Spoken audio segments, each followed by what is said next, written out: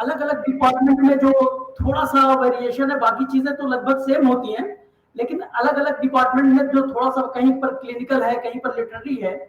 तो जो लोग जिस डिपार्टमेंट में हैं, जैसे मान लीजिए अभी मौलजात का प्रेजेंटेशन था, तो जो लोग जिनका एडमिशन मौलजात में है या जिनकी ब्रांच मौलजात है, उनको बहुत ही कंसंट्रेट होकर सुनना चाहिए था कि ये टॉपिक लिया गया, इसकी स्टडी कैसे होती है, इसके साथ ही साथ और भी स्टडी हम किस तरह से कर सकते हैं।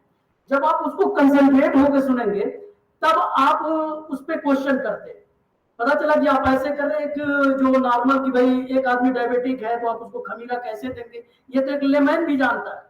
तो आपको उस पर्पज से नहीं करना है, आपको ये देखना था कि उन्होंने जो अपनी स्टडी ली है वो स्टडी में करना क्या चाहती है।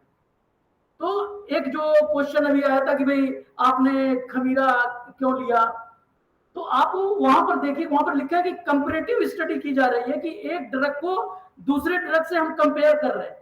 तो कंपैरेटिव स्टडी कई माने में की जा सकती है। हो सकता है कभी कॉस्ट इफेक्टिव हो सकता है कभी उसका इफेक्ट अच्छा आ रहा हो सकता है किसी का साइड इफेक्ट कम हो। तो कंपैरेटिव स्टडी किसी भी पर्पज से की जा सकती है।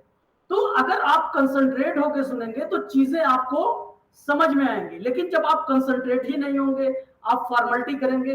अभी जब ये करिकुलम खत्म होगा और जब आपको दिया जाएगा कि आप लोग अपनी सिनॉप्सिस तैयार कीजिए या अपना टॉपिक डिसाइड कीजिए, तो फिर आपको फिर समझ ही में नहीं आएगा कि हम टॉपिक कैसे चूज करें, सिनॉप्सिस किस तरह से बनाई जाती है। तो ये जो प्रोग्राम है इसी पर्पज से ही था, ताकि आपको इसमें जो आने वाली परेशानियां हैं, बहुत सारी परेशानियां आपको दूर हो जाए। जैसा कि अभी डॉक्टर सदफ आपके सामने थी, तो मौलजात के लोगों को तो इस पे क्वेश्चन की भरमार होना चाहिए था कि भाई आपने ये लिया तो ये टॉपिक क्यों लिया, इसका मकसद क्या था, तमाम चीजें आप बहुत सारे उसमें क्वेश्चन कर सकते। लेकिन आप करते तभी जब आप उसको गौर से आप सुनते। तो अगर आप फॉर्मेलिटीज करेंगे तो फिर आप उस परेशानी से गुजरेंगे जो आने वाले जून के महीने में आपके ऊपर नाजिल होने वाली है।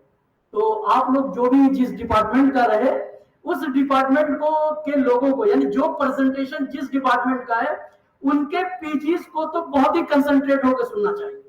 और उसमें एक एक चीज पर आप जहां पर वो प्रेजेंटेशन दे रहे हैं, आपके पास डायरी मिली हुई है, आप वहां पर नोट करिए कि मुझे ये चीज पूछना है, मुझे ये चीज पूछना है।